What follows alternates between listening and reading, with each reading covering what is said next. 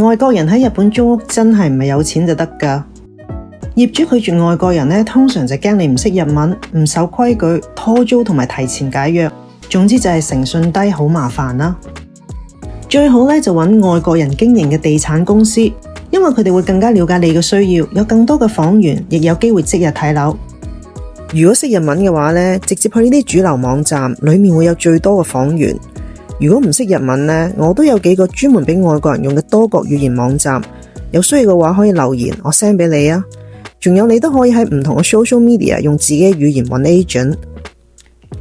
咁租屋嘅大概流程，首先係申請，然後等複、簽約、俾錢、攞鎖匙。第一次咧就準備4至6個月嘅租金，包括咗押金、禮金、保險、中介費同埋換鎖費。